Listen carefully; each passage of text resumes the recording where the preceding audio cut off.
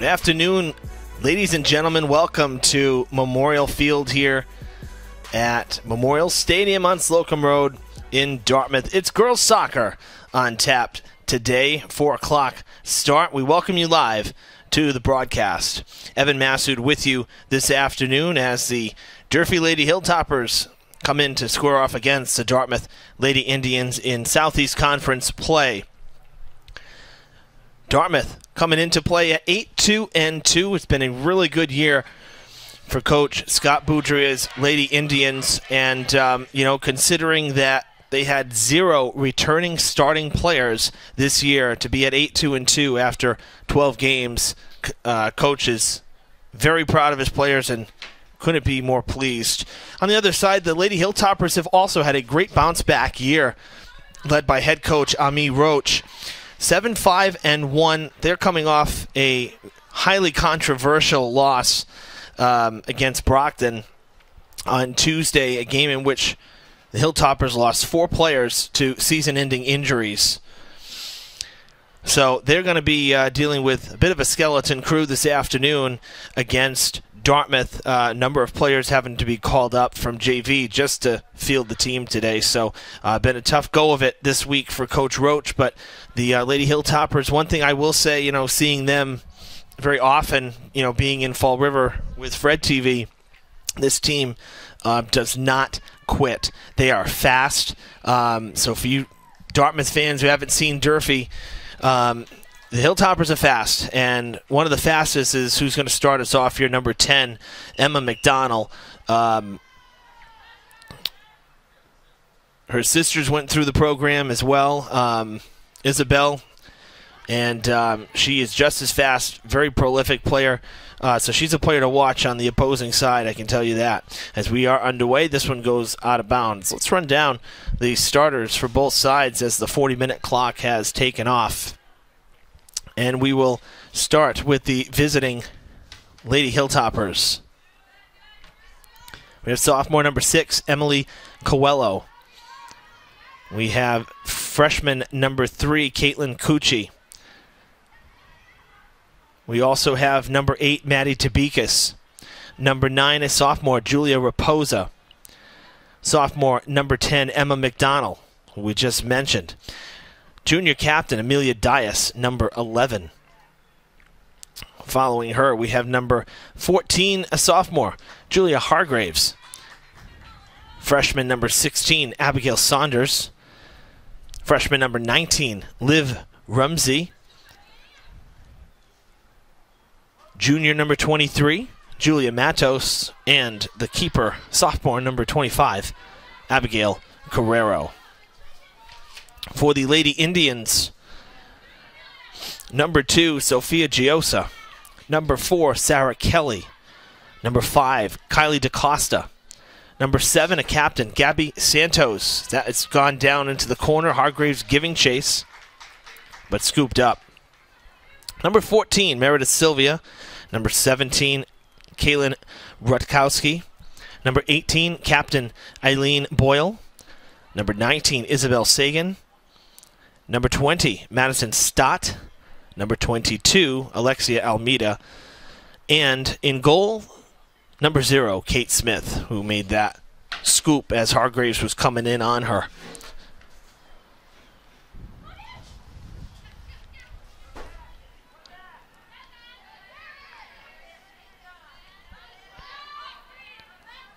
So for the Hilltoppers, one of the things for them that has been very different this year is their ability to, really create open space and put the ball on net, as Carrero will come out and make the scoop.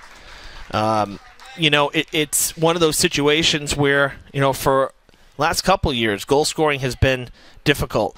Last year, the year before, they were able to create some space. They were able to create a few opportunities. A shot is taken, batted by Carrero, and it goes out of play. The Indians will be looking at a corner kick.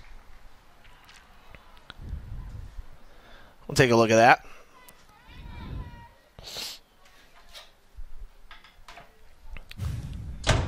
That was a good break for the Indians. The shot was taken. Relatively easy play off the foot of Almeida. And the corner kick put in play, sent back, not in the air. Sent back to number 14, that's Sylvia. Will get it back and try to take another shot. On the ground, cleared away by the Hilltoppers, it leaves the box. So, for Durfee this year, with the speed of, Hargraves and Mcdonald in particular, you see Mcdonald forging ahead, trying to catch up to D'Souza. They've been able to work both sides of the field pretty well. The Hilltoppers do not do well crowding the middle. They like to work the outside. So, and that's where they've been able to create their scoring chances. They work outside, cut back in once they get to the box. Another break and an opportunity for Almeida, but a little too far ahead of her. That's where Durfee's gotten their goals, and they have scored a fair number of goals this year. It's been a much different team, and it's still a very young team. Much of the starters for the Hilltoppers, in fact, if we look at today, not one senior is starting on the field today for Durfee, so that kind of tells you where the program is going in this youth movement. That's pass up ahead to Mcdonald. Mcdonald has to check up, and that was Boyle. I said it was D'Souza, excuse me. That was Boyle playing defense back there, kind of mid-defense.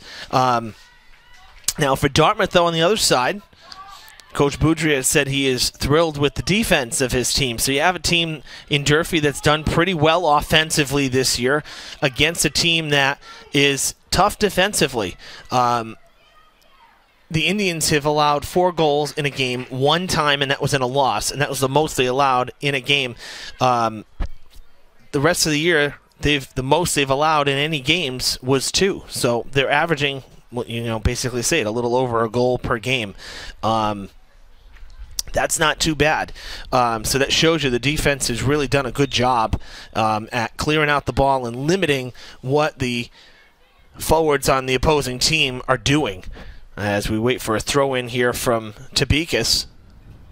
Down into the corner, out of play again, this time off of Hargraves, and it'll be a throw-in for the Indians.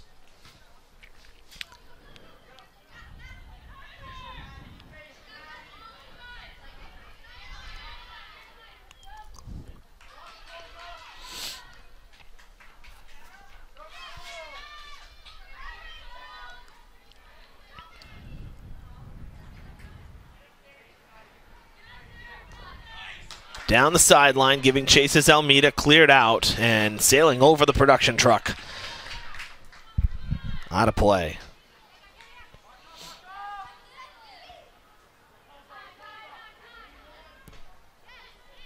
Towards the box, hooking, going towards the far side, giving chase is Kelly. Keeping it in, no, got out of play. Tried to sell it, it'll be a goal kick for Carrero.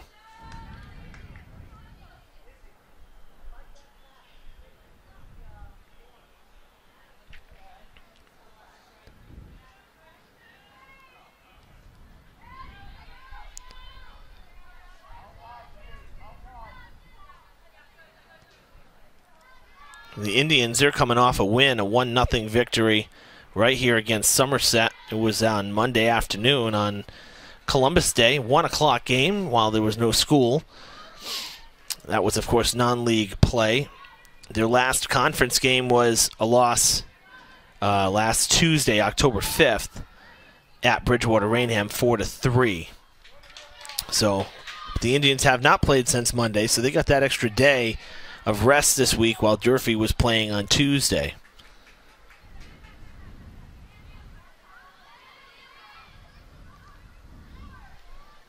Tell you that it's been a real test for a lot of these conference teams down here on the South Coast. With regards to schedule, things started kind of light, and now it's like cram games in for the next 2-3 weeks. Everybody's looking at, 3 games a week. That's a lot to ask, especially in the middle of the season as you're trying to, stay healthy and push towards potential playoff berths. And of course, that whole system totally different this year with the power rankings from the MIAA. It's not just win half your games and you're in. Who you beat.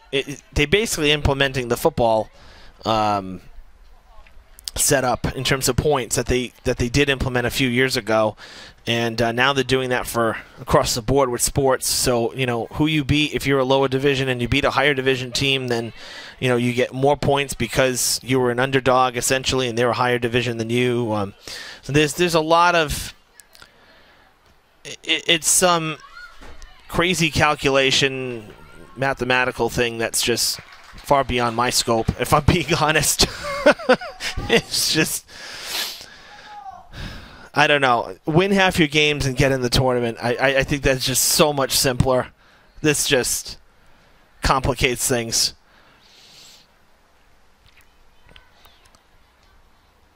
And obviously, except for athletic directors, it wasn't too well known because I never saw any releases from the MIAA about it, at least not on my level. So yeah, interesting how the tournaments are shaping up, and I think it's going to yield itself to actually seeing some larger brackets.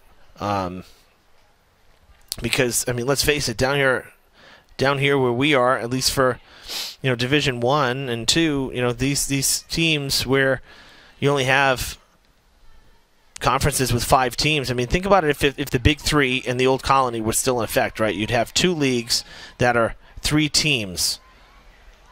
So down here, though, there's not a lot of Division 1 teams. So you're constantly, the lower division teams are playing higher teams, and they're getting more points. I think, I don't know. It's going to be interesting. It's going to be interesting how it all shapes out. It's definitely going to be a different scenario, and you may see some teams that, get into the tournament that don't normally get there because if they win a few games, they may not have gotten to half as before, but if the wins mean more, then they can get more points out of it and actually get in that way. So, for example, the Lady Hilltoppers are 7-5-1 as of last week.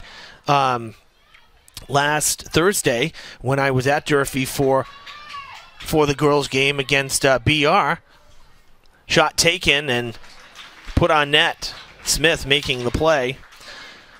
1 week ago today, Durfee had an evening league game against Bridgewater Rainham, and Coach Roach told me that they had allegedly already qualified. Even she wasn't 100% sure. So I think everybody's still getting used to these calculations and how it all shapes up and who gets in, who doesn't, and how they get in versus how they didn't get in and whatnot. So I'm waiting. I'd be interested to see once we get down the stretch how many teams do actually qualify. I know that the MIAA has the power rankings now posted because we're past the halfway mark and you're starting to see teams emerge as having gotten that playoff berth. But you want to check it out for yourself, try to decipher it, MIAA.net. It's right on the home screen. There's a power rankings thumbnail. You can check it out. All right, 10 minutes gone here.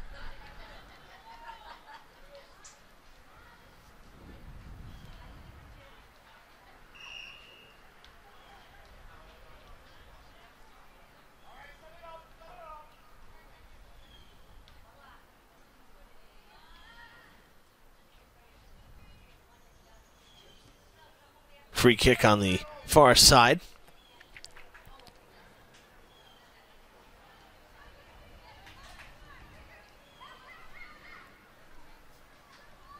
Diaz trying to get by, could not. Now she'll get the ball back. No, it gets by her. She'll take it away, though. Line drive through the defense, and Smith will come out to make the play. Enough defenders there that even though it got through, the Hilltoppers forwards were not going to break through the defense to get to that ball. Hit too hard.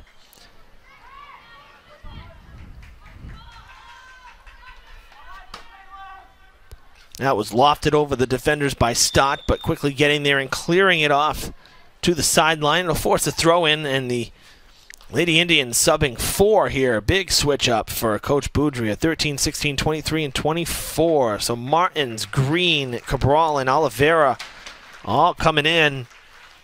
And some of the starters going to take a break here.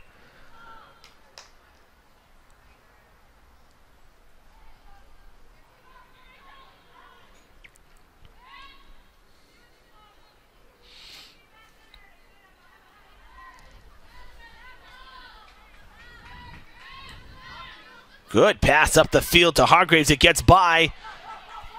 Hargraves reeling in.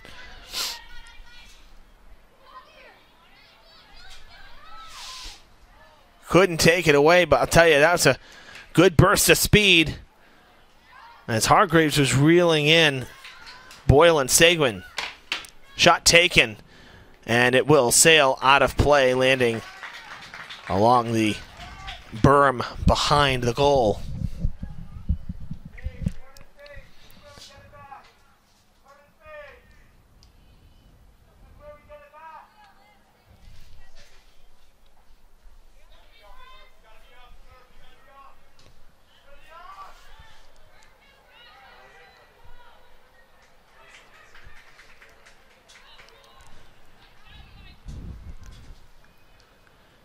Quickly back down the other end. That goes out of play.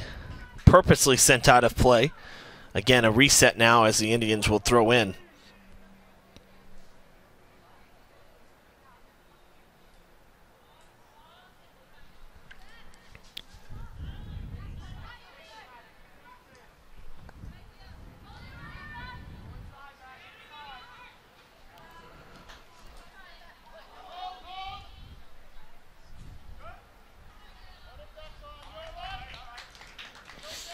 Foot race to the ball down there, and going tumbling down out of play over the fence was Oliveira, who just checked back in. Just checked in. I shouldn't say back in. She did not start, but just checked into the game. And will get by skipping through Martins, playing defense.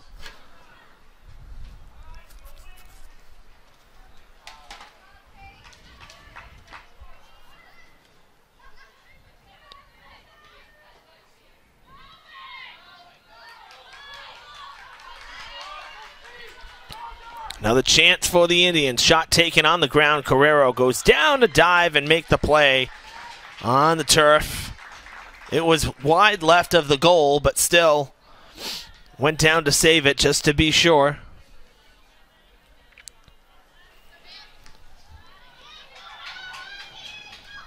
And quickly back the other way as it was clear to the goal, kicked out by Kate Smith. Hilltoppers with the throw-in right in front of the bench. Right at the midfield marker, I should say. Hargraves jars it loose. Gets past another defender who may have a shot here, and it's going to hook wide left and go out of the goal. She beat Martins, and it goes out of play. Could not square it up. A little too much hook on it.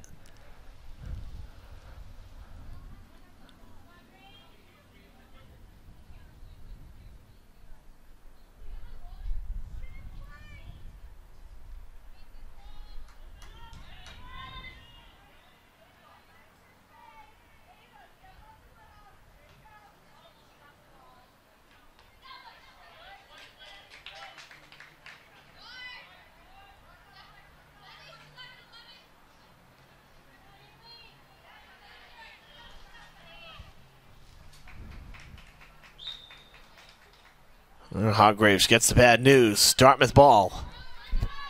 And a throw in for the Indians.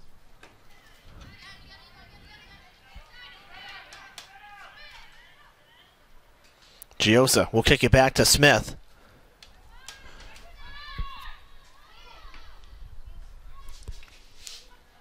And that's going to go out of play on the far side. Hilltoppers will throw.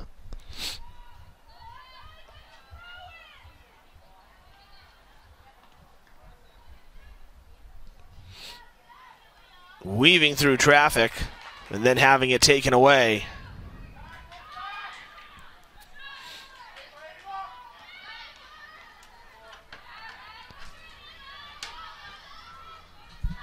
That was Amelia Diaz.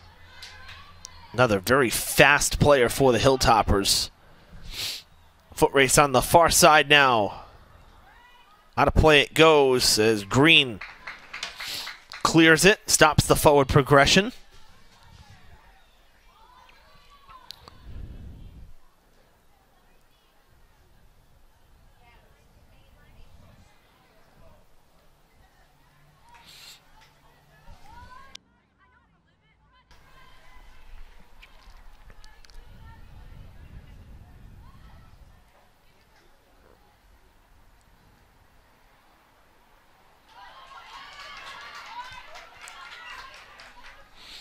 Oh, goes out of play.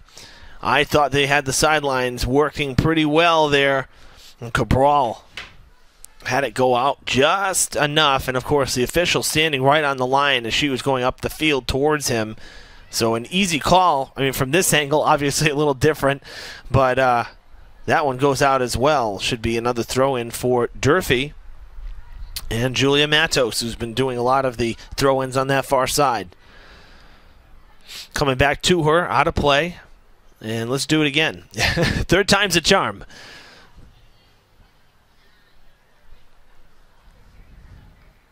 That goes out, and now Dartmouth will get a throw-in as we come up on the halfway mark here in the first. Nice crowd on hand once again. I'll tell you, the Dartmouth fans love soccer. Durfee travels pretty well. Yeah, it's a nice car on the screen there, too.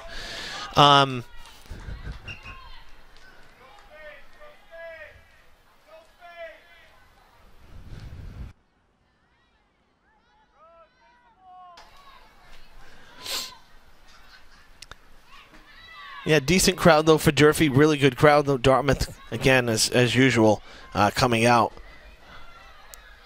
with a nice crowd. I have to say, I really enjoy these 4 o'clock games, too. I know Durfee, for the conference games at home, we've had almost nothing but 6 o'clock games this year, and it's nice. Nice playing while the sun's out, especially as the days get shorter. With some of the games we've been doing now at 6 over the last week or two have been starting literally while it's dark. There's been no sun. The sun's already gone over the hill. So nice to play during the day, although the shadows do make it challenging for the cameras here and the players, but for the cameras especially, it is nice having some daylight here. Ooh, some contact there at midfield, and it draws a whistle as Hargraves gets called on the foul. Oh, excuse me, that was not Hargraves on the far side. My bad. Hargraves is here up the field.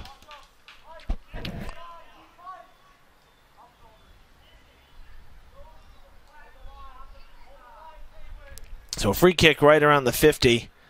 That looked to be Saunders, actually, I believe. Down the field. Down in the corner, keeping it in play, is Oliveira. Shot taken on the ground right towards the post, and the easy scoop going down to one knee is Carrero. Make sure it doesn't get past, and she'll punt it away.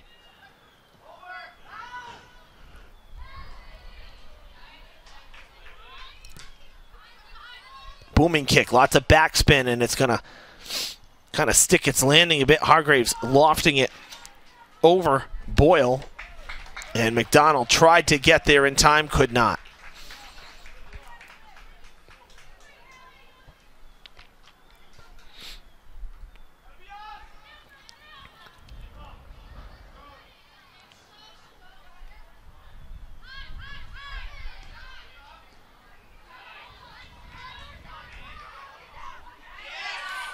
That's a great pass, and they have some help. Kelly breaking on the right, in front, centering pass. Oh, crossing in front, and she couldn't put it in. The whole right side of the goal was exposed. That was a great setup. Beautiful pass, and just a step ahead. One stride too far ahead of Kelly. It should be 1-0 Dartmouth. That was a beautiful setup there from Oliveira.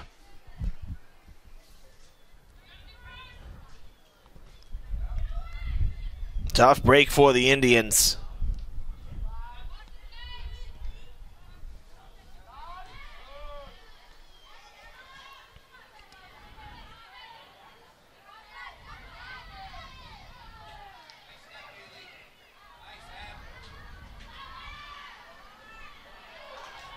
Taken away, flat out taken away. Nice job there by the Indians defensively.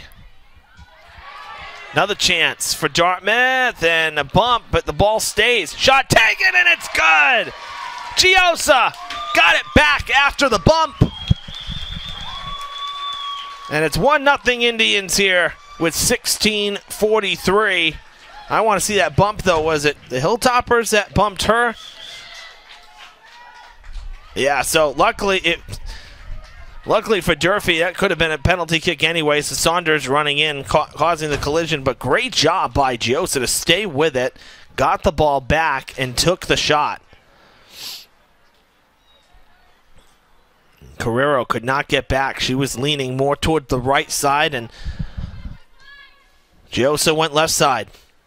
So 1-0 Dartmouth here in the first. About 16 and a half minutes to play in this first half. And that comes, mind you, that came just about a minute after the Indians had almost grabbed a lead on that crossing pass in front. Out of play. That'll force the throw in.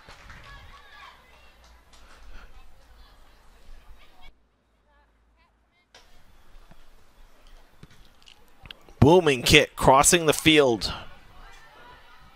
Near side to far side.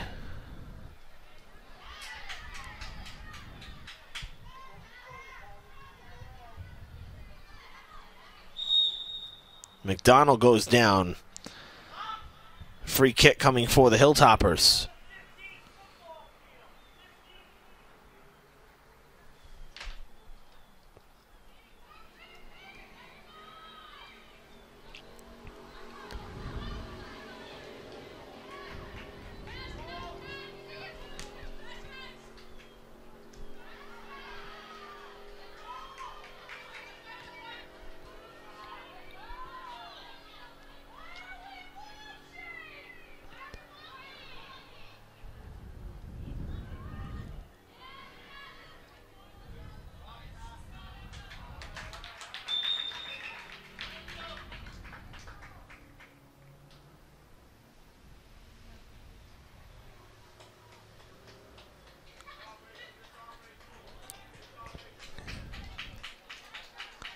Quick substitution for the Hilltoppers.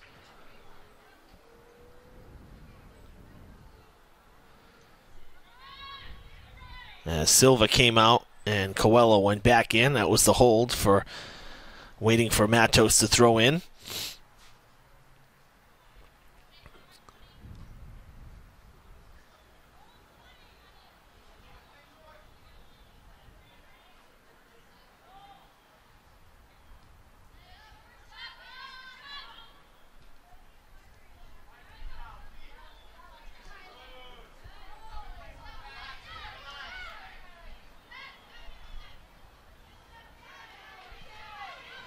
Hargraves weaving through traffic for Indians on the sideline. She had no help. She still got the shot off, though.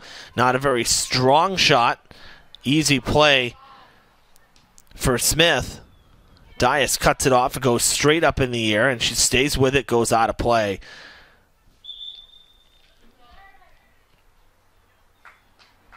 Sub for the Indians now.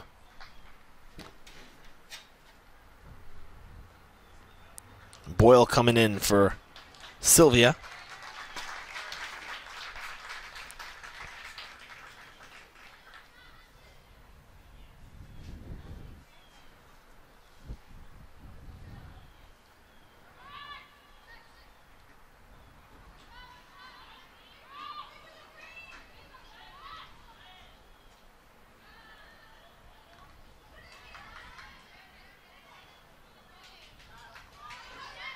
Coming near side. Nice job sending it down the field to Costa. It's going to go out of play, and the Indians will have a throw in deep down the sidelines.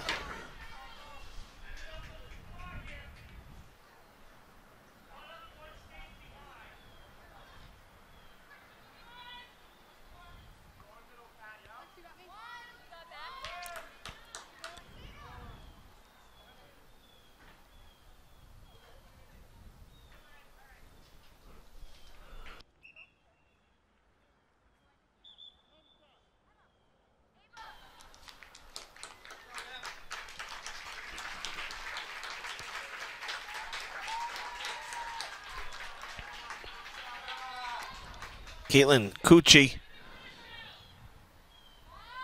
gonna send it away.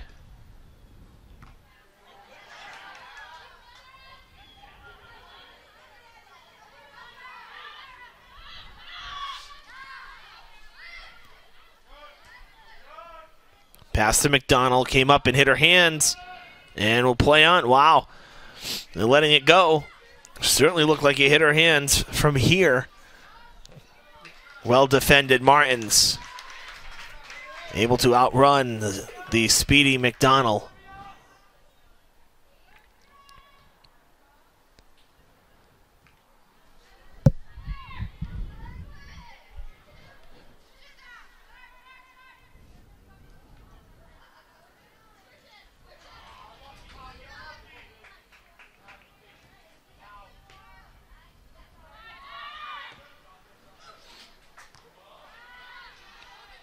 Giosa sending it back toward the box. And Carrero somehow able to hold on to that.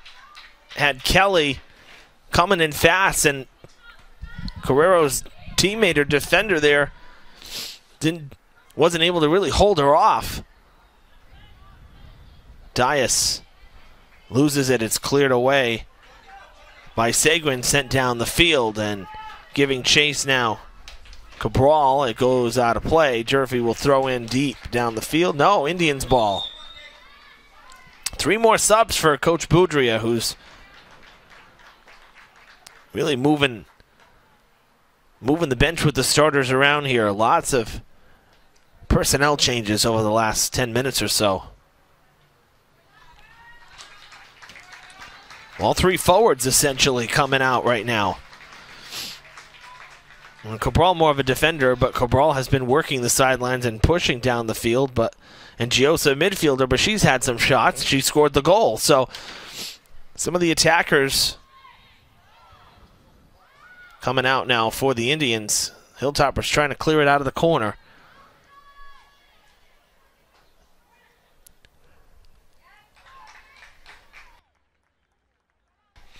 It's a good job there down the. Almost went out on the goal line, which would have been a corner kick for the Indians, and smart play there to just kill it on the side and force the throw in. Line drive up the middle. No, cut off right at Rutkowski. Now Diaz passing, looking for Hargraves. It's slowed up, and Hargraves will come back to get it as DaCosta got a foot on it. Now spreading the field a bit. Lofting over the defense. Mcdonald can't get there first. It's Martins instead. Kind of jammed up there. We'll send it back. Now going for Hargraves this time. Hargraves goes out of play. It'll be Durfee ball up the field.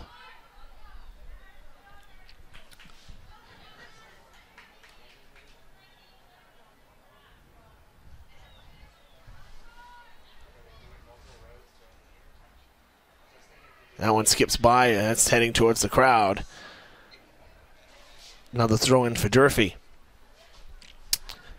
Well, field hockey tied against Durfee yesterday, 2-2. And volleyball was at the field house. I had that game in Fall River with Fred TV. And that one's on YouTube, and we did share it with DC TV, so probably will re-air here as well in Dartmouth on your local channel. But a 3-0 sweep of the Hilltoppers by Coach Lassie's Lady Indians, as they remain perfect, have not lost a set here in 2021.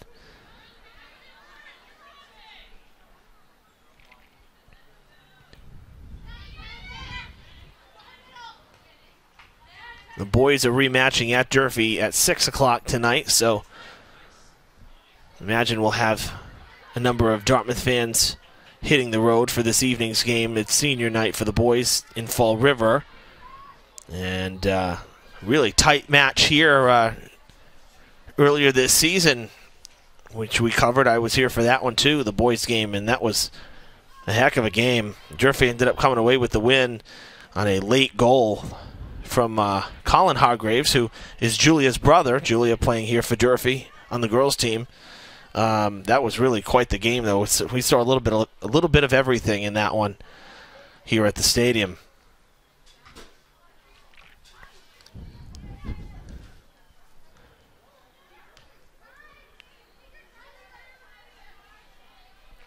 In the first meeting between these two teams, the Indians came out on top 5-2 over Durfee.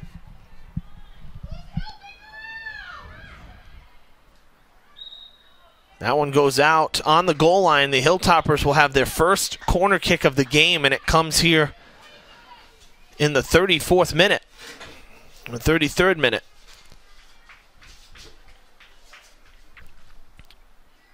And it looks like it's going to be Cucci. Yeah, number 3 was heading down there. Close by, though, is Diaz. Now she'll break.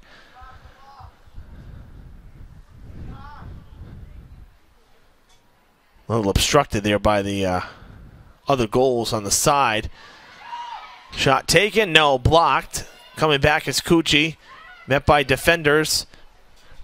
Will recenter, and it's going to fade to the right and go out of play. Good second chance effort there. Tough play to make with the defenders coming in. It'll be a goal kick for Dartmouth.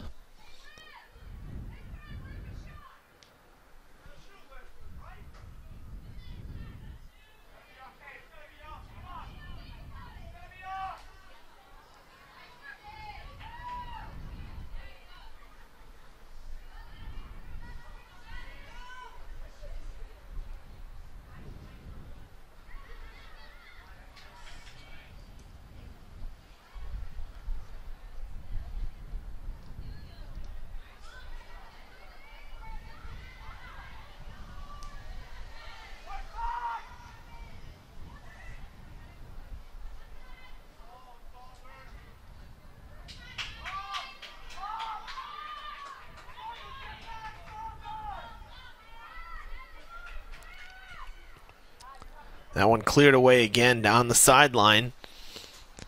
And it'll force the throw in for the Indians. And at the very least, what it does, it just kind of halts the momentum a little bit. And when you can't make the turn, if you're the Hilltoppers, you can't turn the ball around, safer to just clear it out and kind of force the reset, right? At least you know it's a dead ball and you have to restart, I should say. Nice cut back, good pass up the field. They were looking for Mcdonald.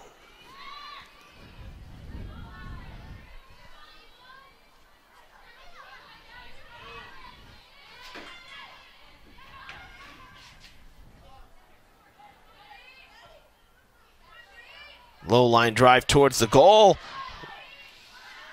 Taking a little too much time to clear it out. That almost got dangerous for the Hilltoppers. That one heading back in and blocked again. Another chance. Wide open shot. Taken, and it's wide to the right. Santos all alone, undefended. You'll see it again here. Very dangerous. Hilltoppers defense slow to react, and crossing in front as well once again was Kelly. They had targeted her before, right before the first goal, first and only goal. Very dangerous there if you're the Hilltoppers. Not a very good goal kick. That one didn't get much air. Blocked very quickly. It'll stay deep down the end for the Indians, and a foul coming against Oliveira will now give Durfee another free kick as we are coming up to the 2 minutes here shortly. 3:15 to go. That one skipping by and then cleared for the moment. Hargraves and Diaz cannot get there. It's lofted over their head. Santos. Indians trying to push across midfield. They do.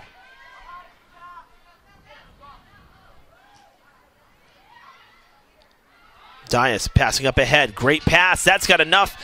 Not too much speed. Oh, and Smith gets there. I didn't think she was going to get there. And the pass, though, from Diaz was very good. There was some good backspin. I thought it was going to heal a little bit and give Hargraves a chance. And once again, a situation where, you know, just maybe one stride too short. Or in terms of the pass, hitting her one stride too far up the field. On the ground. Cleared out of the box.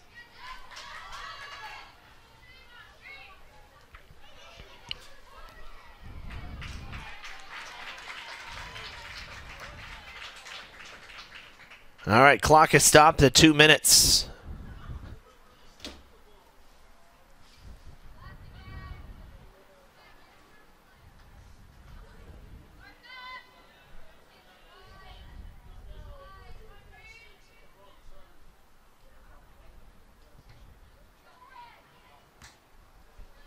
Off Hargraves, and she slows it up, but it goes out.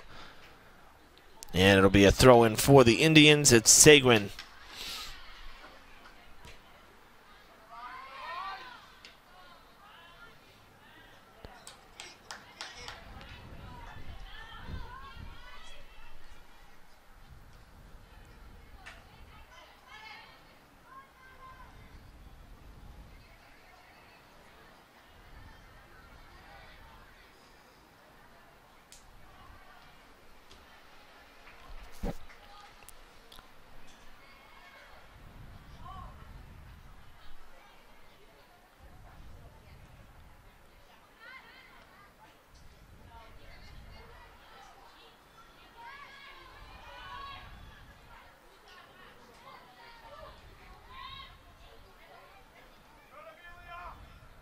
Down the sideline, and it'll go out of play. Throw in for the Indians.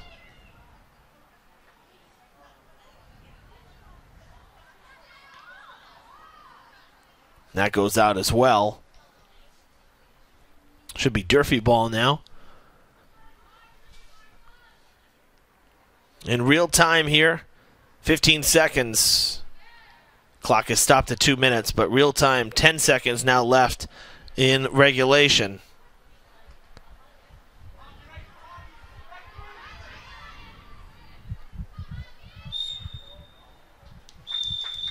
That is the half. There was 0 stoppage time. So those 2 minutes were exact. And that is 40 minutes in the books here at Memorial Field. Good first half. The Indians kind of picked up a little bit, had a good burst on offense towards the end of the half, almost made it 2-0, but they will go into halftime with a 1-0 advantage over the Hilltoppers. 10 minutes are on the clock here. The boys don't always use the full 10-minute halftime. We'll see if the girls do, but officially there is 10 minutes for the half. And we'll be back with the second half right after the break. You're watching Girls Soccer on DCTV.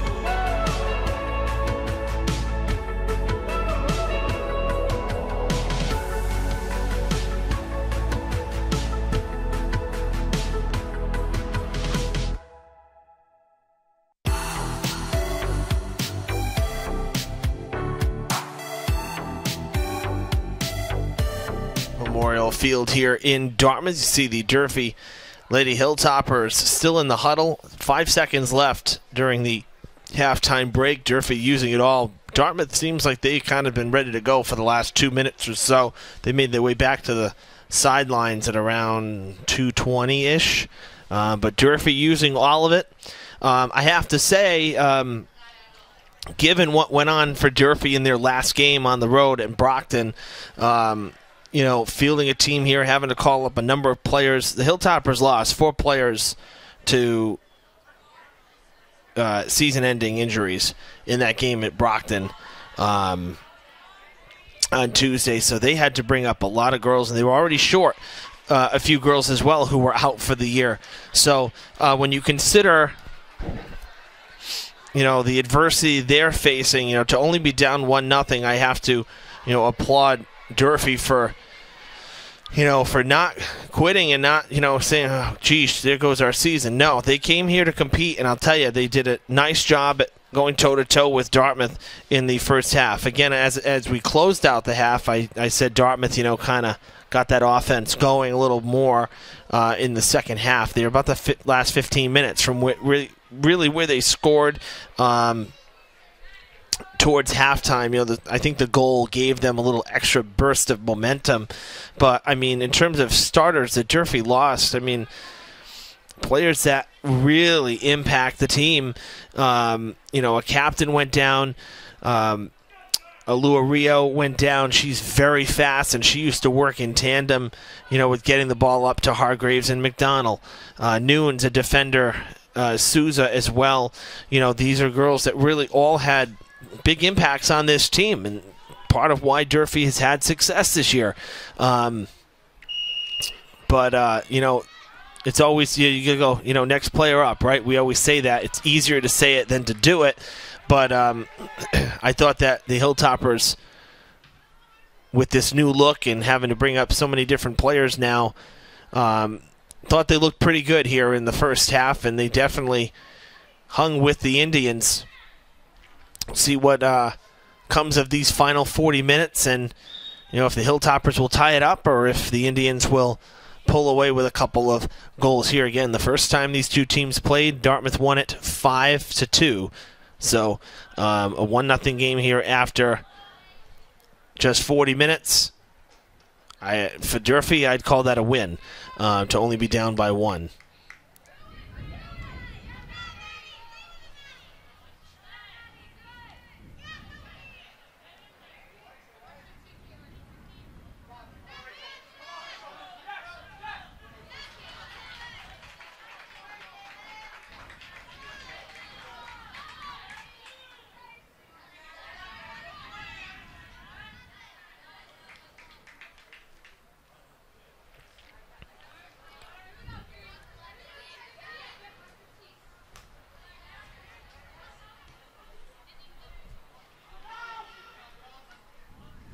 Passed up ahead, Mcdonald using her speed, and she will not beat Smith.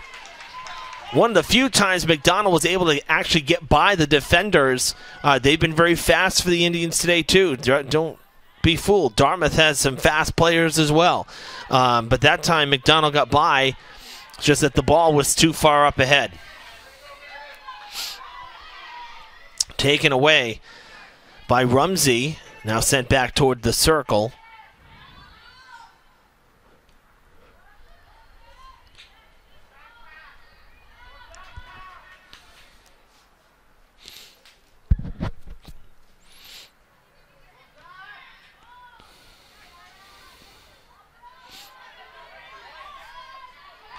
Taken away, and it's going to be a chance for the Indians. Stott gets a push, no call. I think that went out of play as well.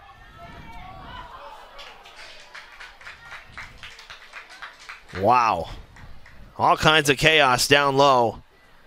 Thought the Hilltoppers were going to get called on a foul. That was a pretty good body check there. A little too much shoulder, at least for me. That stuff we've seen calls for much less.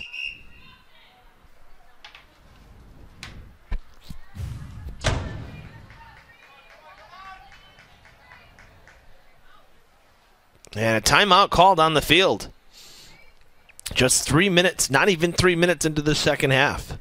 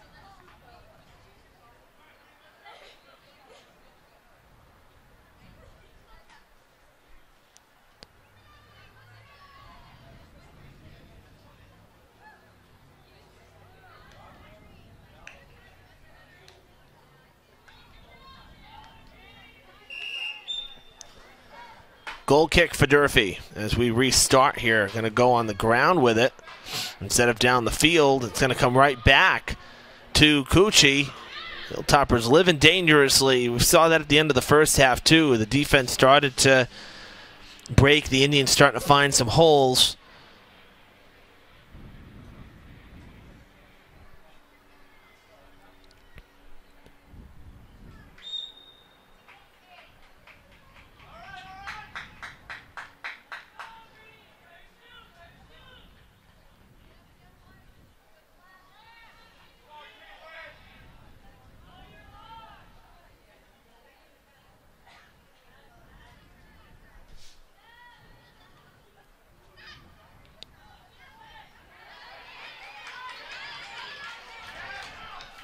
Up the field towards the box, crossing pass. There is Almeida, and it goes out. It's going to be a corner kick for the Indians.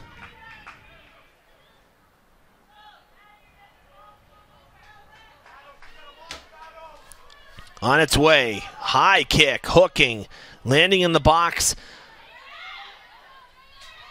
Leaving the box now toward the sideline. Getting there, though, is Sylvia. Still loose in front. Hilltoppers finally clear it away. But some great chances for Dartmouth off that corner kick. Hilltoppers struggled to clear it. The Indians had players positioned well to try to take shots.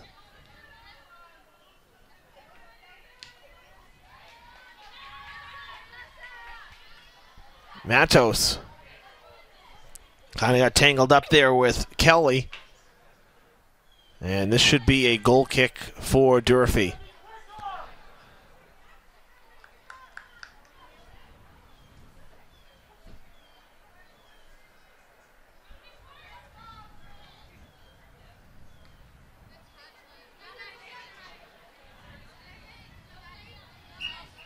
Out of play.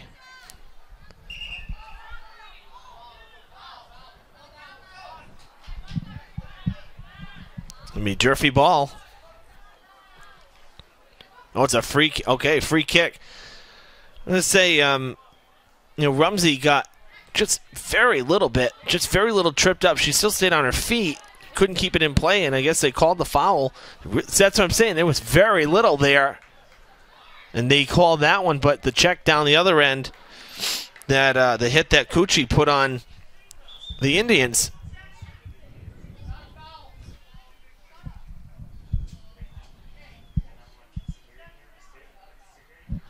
Coach Boudria not happy with that call at all. And I think he's got good reason to be upset. Didn't see much there.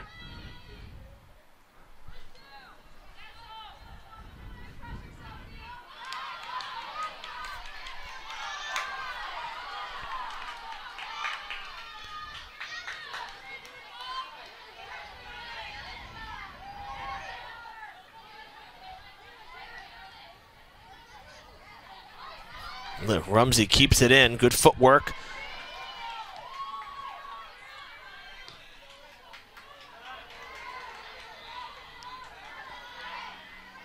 Pass back, opening some space. Shot taken towards the net. Batted away by Carrero. Great save.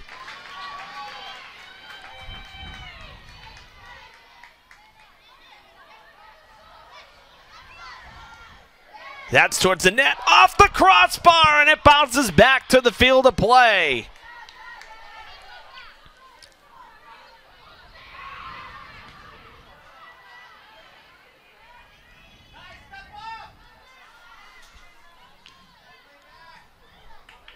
Out of play. Wild sequence right there, let me tell you. Here's the shot from Almeida, as she created some space. The one that went off the crossbar very easily could be 2-0 here. Wow.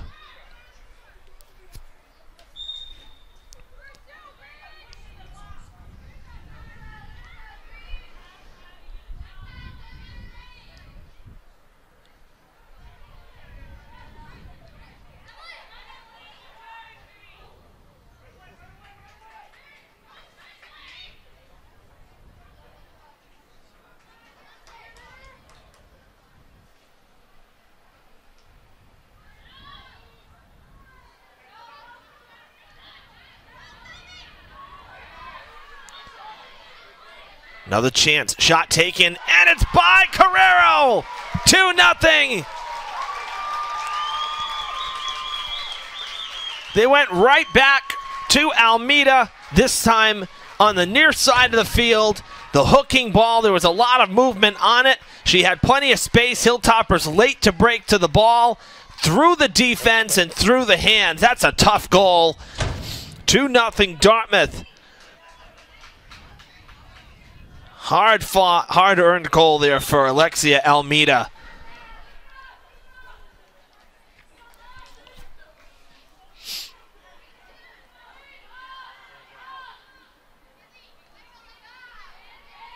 That ball was still rising. It almost looked like Carrero maybe started to dive for it a little too soon, because the ball was not particularly high.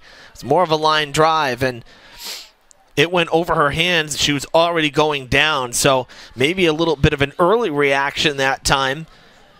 But nonetheless, a beautiful goal there for Almeida. The Indians trying to push it right back down the field. They do. It's going to go toward the corner. And getting there, oh, that went out of play. And that is the call, that it was out before Stott kicked it again.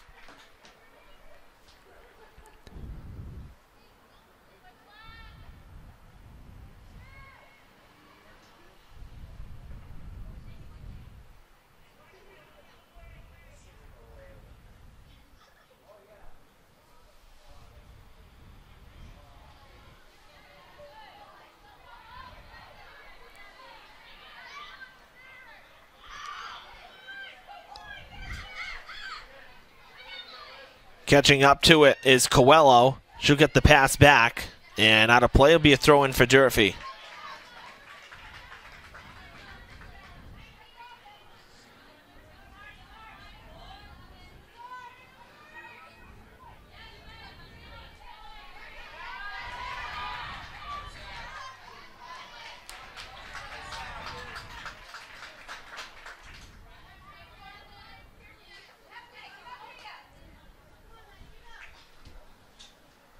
Another throw-in for Durfee here, and Matos. As we flip the field, she was on the far side in the first half, now this side. Almeida.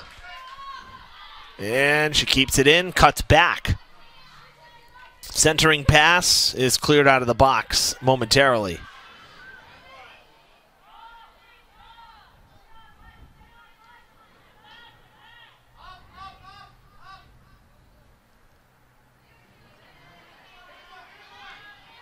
Up ahead for Mcdonald. Mcdonald with a foot race to the ball, gets through. She's interfered with. No fouls. There was a lot of contact. Now the whistle, it is coming back. A late whistle.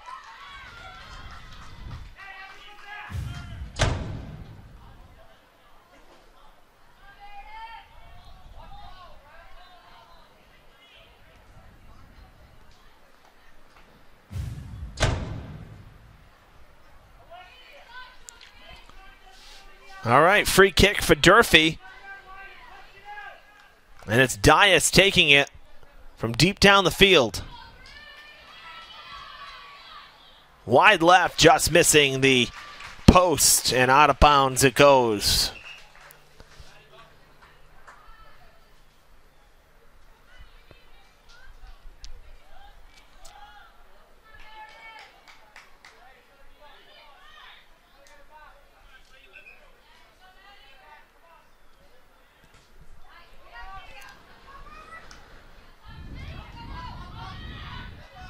That's the first shot on goal that the Hilltoppers have had in this half. Play has really been exclusively up on this south side of the field. The Indians have been relentless on the offensive attack through the first 10 minutes of the second half. They look a different team. That was hands, not called as well. So that's two handballs missed by the officials today, one for each side. Another one that was clearly hands.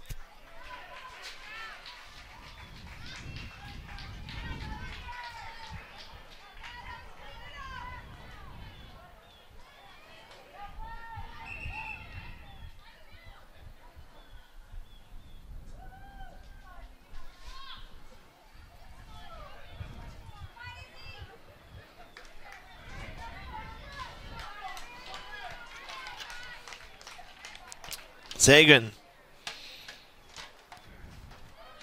ready to kick it off.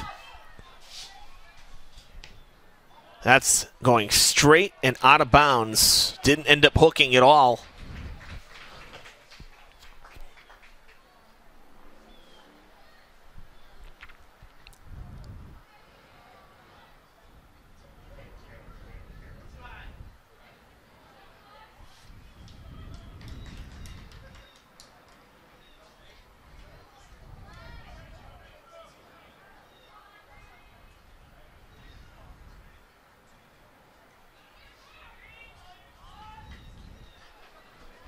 Four Dartmouth Indians getting ready to sub in, the same four as we saw in the first half.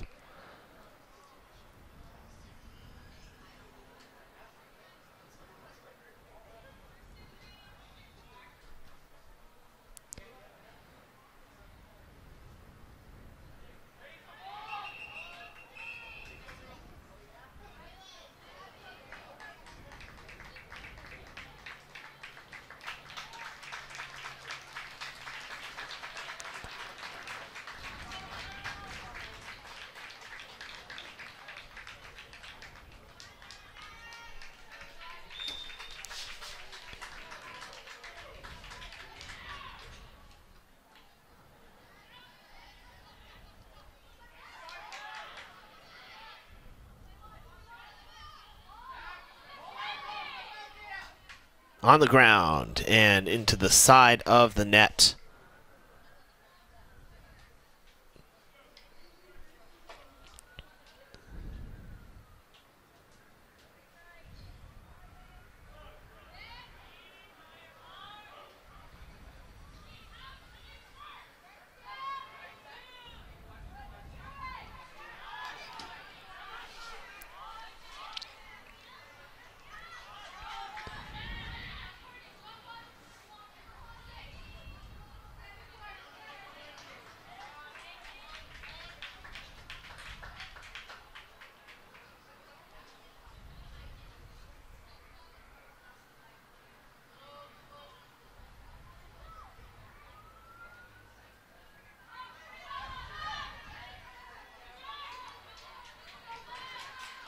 Passed up the field.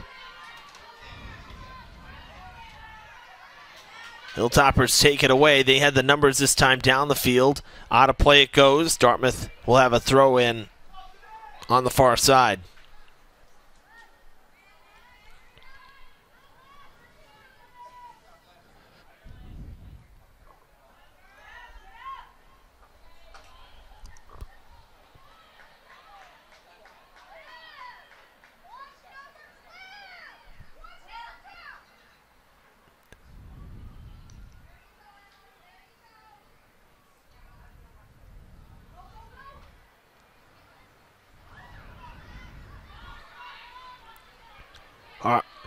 Down the field, Mcdonald gets the pass. Slows up, though, and it's going to come back. Got the pass from Hargraves, and it goes right back the other direction.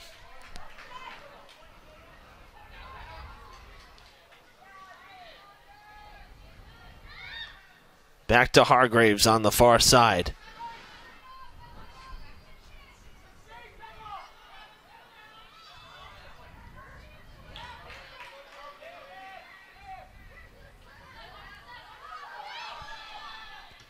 Cleared away. Back up the sidelines. Matos will have to play it. Does not go out of play. Diaz now trying to weave her way through traffic. Gets a little bit of a push. Loses the ball. It's coming back.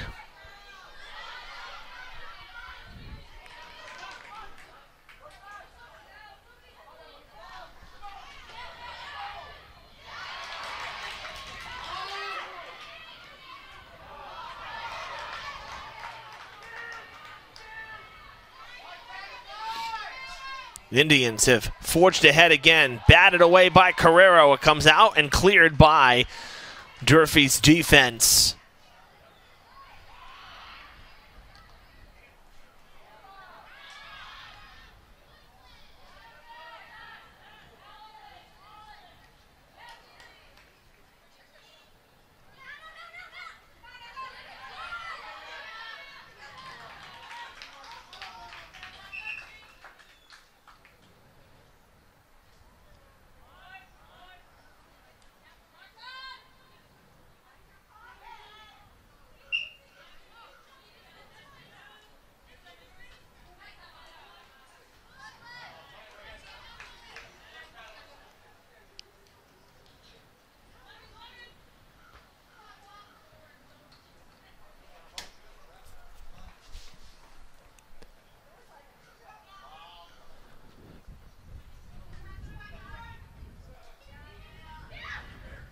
Diaz sending it back toward the box. It does hit Mcdonald. She sends it, kicks it off to Hargraves. That was a tough kick. Hargraves sends it, and it's long.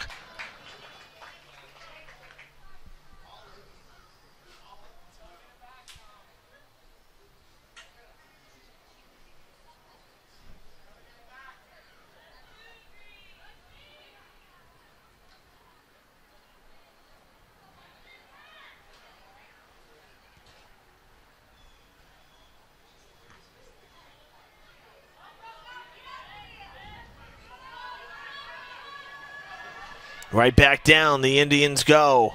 Oh, great move by Giosa, and it's broken up, but it comes back. Cabral takes a shot wide to the right.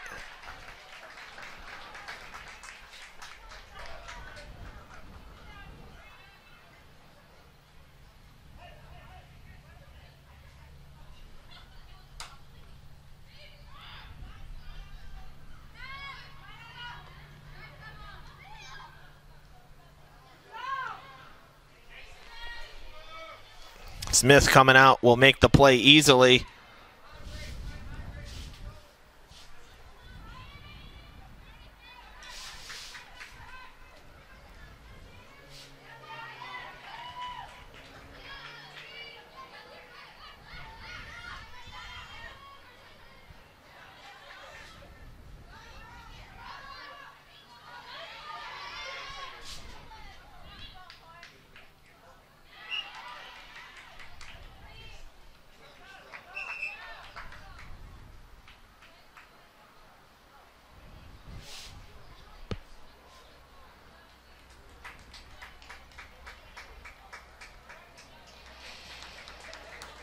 Past the halfway mark here in the second half.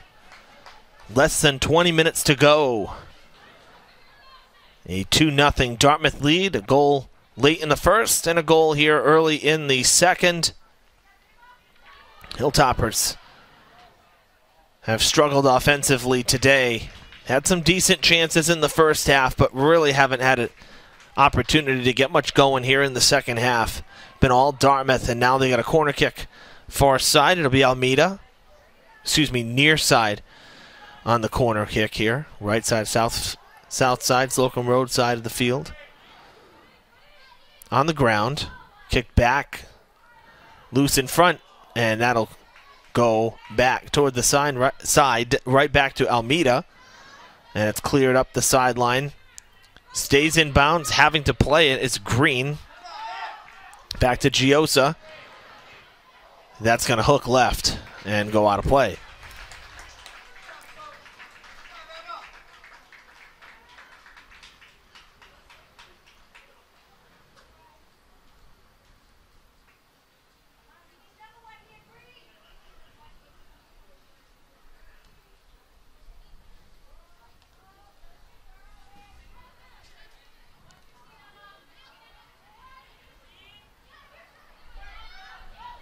Diaz gets through the circle.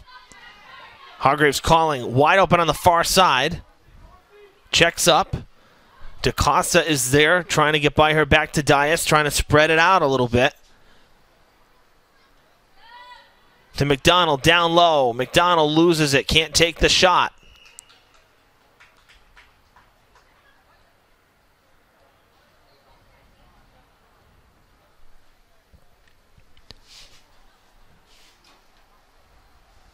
Indians will have the free kick.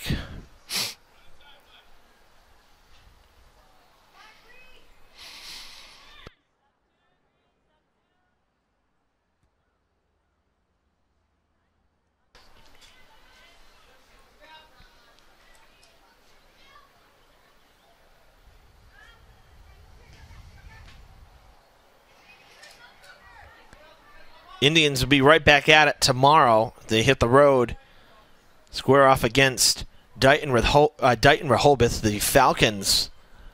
A 3:45 start time on the road tomorrow. And then on Tuesday, they'll have to go to Brockton to square off against the Boxers. A 6 o'clock start before returning home 1 week from tonight. A 6 o'clock game against New Bedford right here. In fact, it'll be the first of 3 at home to wrap up the regular season.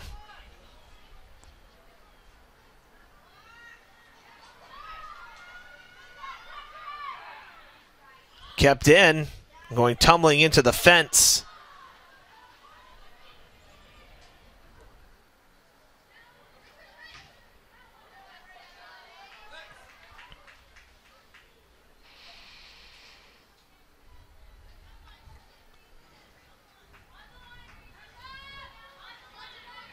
For the Hilltoppers, they will be off tomorrow. They'll play Saturday morning at Somerset Berkeley, team they beat earlier this year. And then they'll be off until Thursday when they come home to square off against Brockton in a rematch. That should be a highly contentious match. There's a lot of controversy a couple years ago in the game at Durfee, and again started up 2 days ago on the road, and so it'll be an interesting one, I'm sure, at Durfee next Thursday. So the Lady Hilltoppers, who are rather beat up with injuries, could use some rest going into that Brockton game. So after Saturday, they'll have 4 days off before their next game. That's at home. They'll also have West Bridgewater next Friday. So 2 straight games at home, and they'll finish on the road at New Bedford Voke on the 27th. And that'll wrap up their regular season.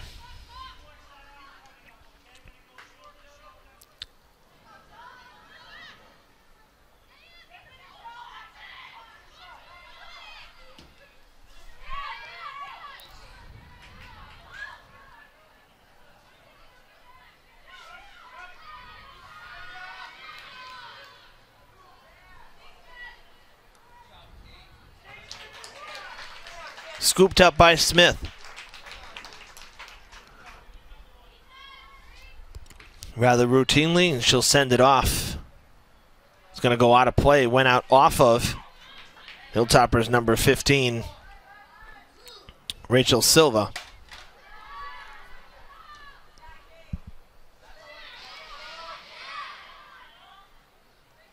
Mcdonald coming up the field to try to make a play on it. She'll get the pass back, but again, in a lot of traffic.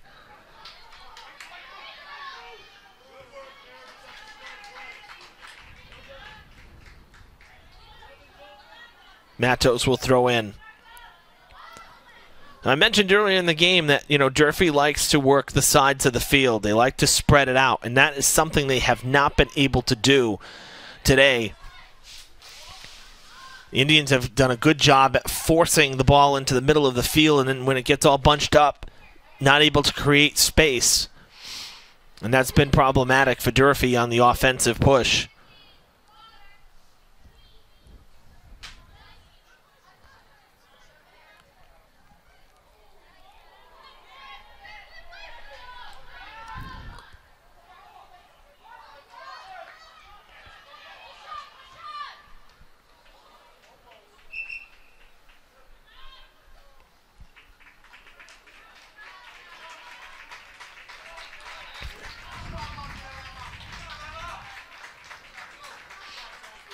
Couple more substitutions as we have 13 minutes to go.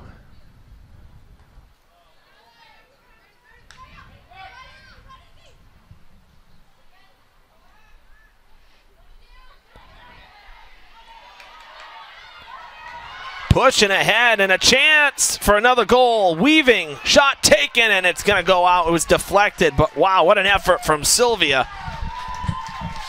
That's impressive, and that'll get a cheer from the crowd.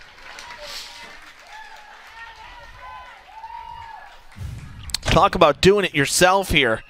Takes the bounce, kick up high, slows it up, weaves by one, and then right there, that was Cucci who blocked it. We'll wait on the throw in now, the whistle sounding, saying play on.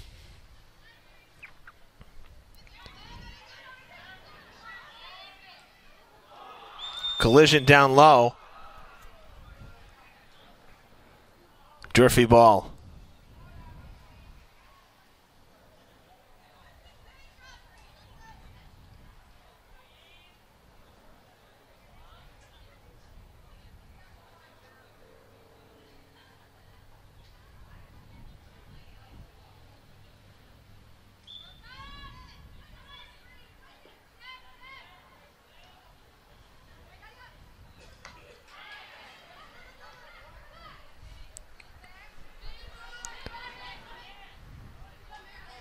Mcdonald comes flying in, keeps it in play. It'll be taken back by Stott.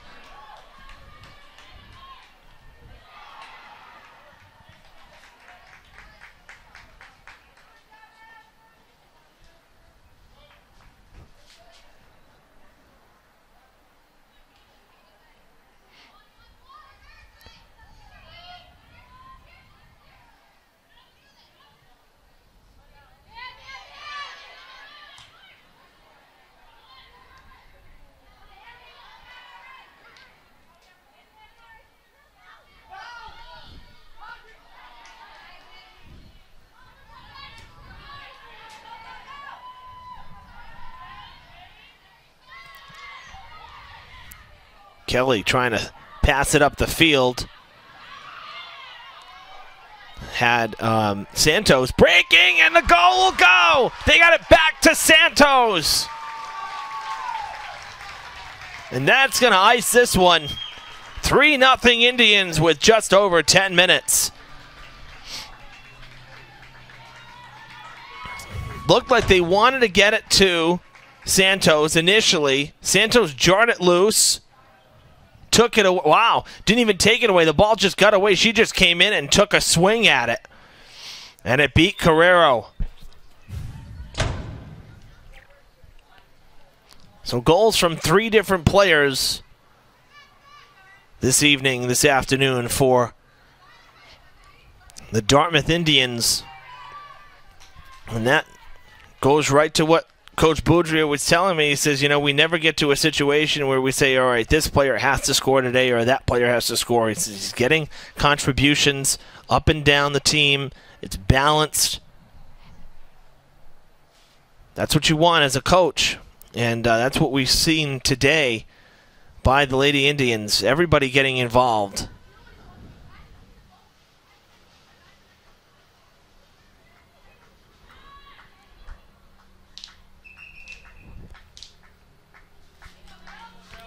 Five more subs coming in for Dartmouth. 3, 9, 10, 15, 25. So Caitlin Sylvia, Amy Bernardo, Michaela D'Souza, Autumn Siniero, and captain number 25, Mary Ellen Sylvia. So a bunch of the starters coming out for the remainder of this one for Coach Boudria.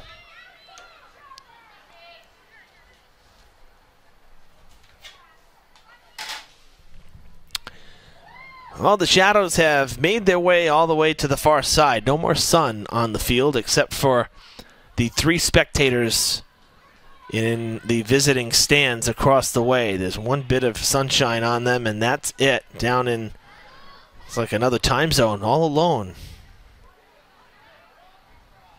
What's that Beatles song, Eleanor Rigby? Oh, look at all the lonely people.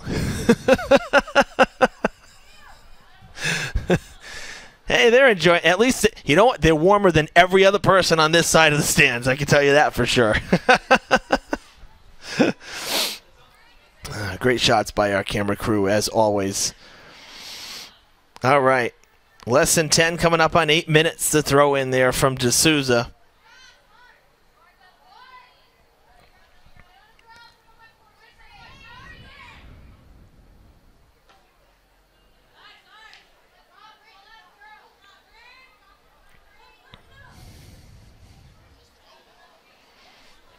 Out of play, Durfee will throw in.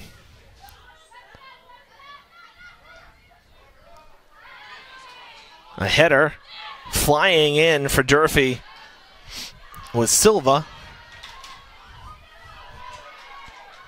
The lights are on here at the stadium.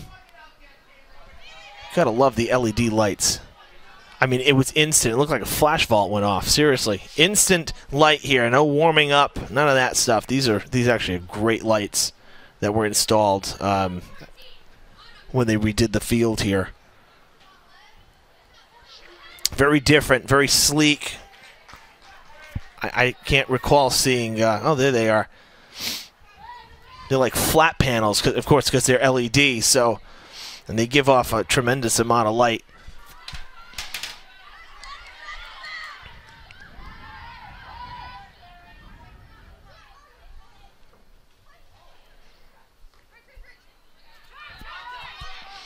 We'll see the lights in full effect tomorrow, as we'll be right back here for Friday Night Lights. And Durfee will be back here only for football. Hilltoppers and Indians. 7 o'clock kickoff here at the stadium. Jim Thompson and I will have the call for week 6.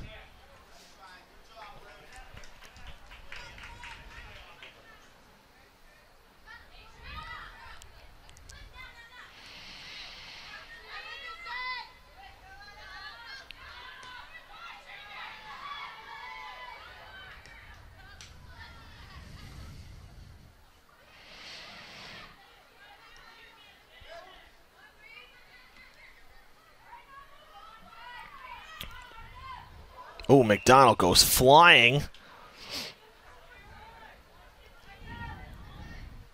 Hilltoppers are going to have a free kick as Mcdonald went airborne.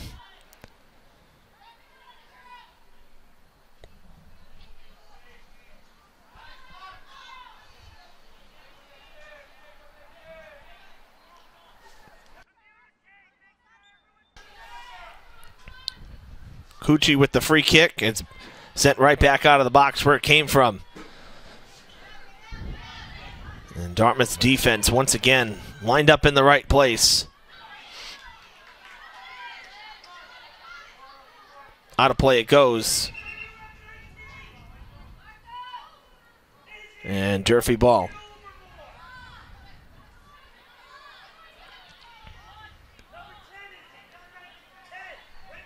Coach Boudria calling audibles from the sideline.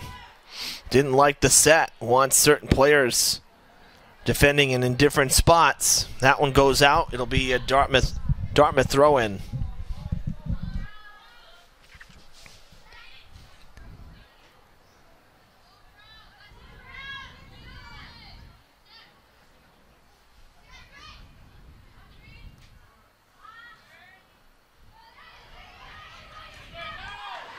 Passed up ahead. Giving chase is Sylvia.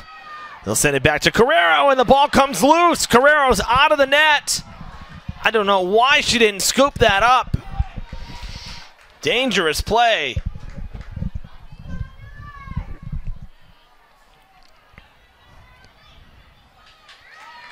On a tough hop, falling on it to make the save.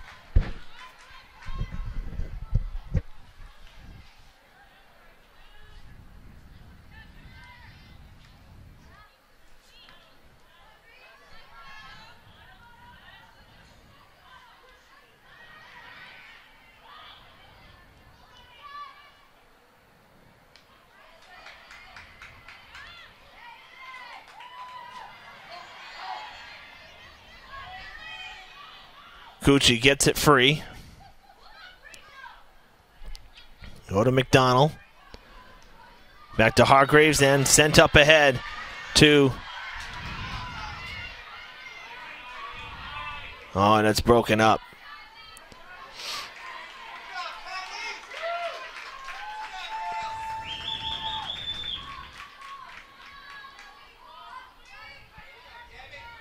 That was Katarina Rumsey for the Hilltoppers, one of the additions to this roster for today. And games to come, I would imagine.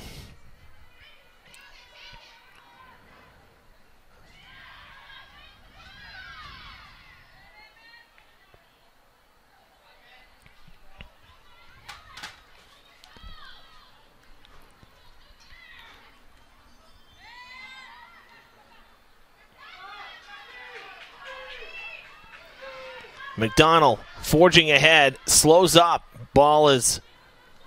Play is broken up as we come up on 2 minutes.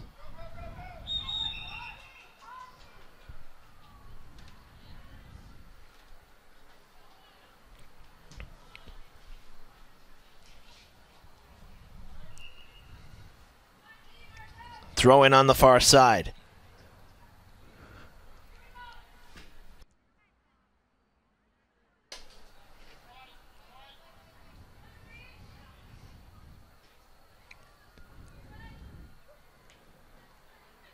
Out of play again. Durfee ball again. And that's Ava Gilmet. Excuse me, Dartmouth ball. So Indians will throw in here.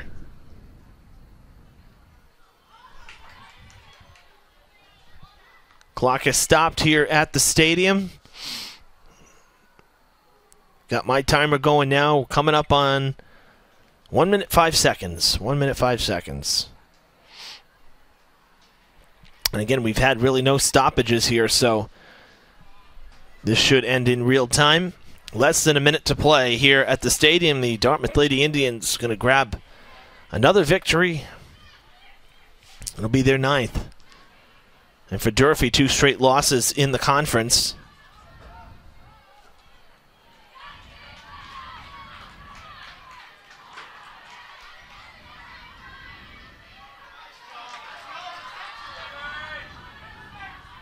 Actually, 3 straight losses in the conference because they lost to BR as well with a win against Seekonk mixed in. So, tough go of it over the last week or so for Durfee.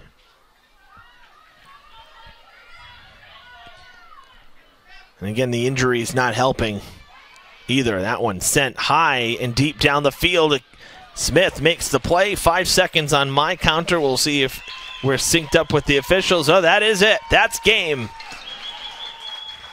The Dartmouth Indians take it here at home against the Hilltoppers. A 3-0 shutout as they sweep Durfee here in the 2021 regular season.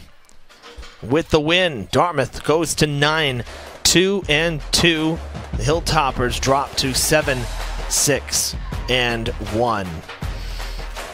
Good game. You know, again, considering the circumstances for Durfee, you know, they definitely were outplayed in the second half, but more than anything, though, definitely a good performance. They let up less goals than in the first game when the team was at much fuller strength and much healthier, and, you know, less injuries, whatnot. This was, you see some of the girls hugging from both sides. You know, these players are familiar with themselves, and, you know, after all the chaos in Brockton on Tuesday, you know, one of the things that, and it shows the relationship here between both sides is a friendly one as the coaches just shook hands. You know, Coach Roach for Durfee praising Coach Boudria and that they play the game right. Play the game here, Dartmouth, right. They play a clean game, and it's always good competition. And, you know, that's what you want. Unfortunately, you don't always get that. But in this case, that's what you got, was a good, solid soccer match here. The Indians coming out on top, 3-0. All right, that's going to do it for this Thursday afternoon. Dartmouth winners in girls soccer here at the stadium. We'll see you tomorrow night for Week 6 football. Join me and Jim then. Until then, Evan Massoud saying good night and so long from Dartmouth Memorial Stadium.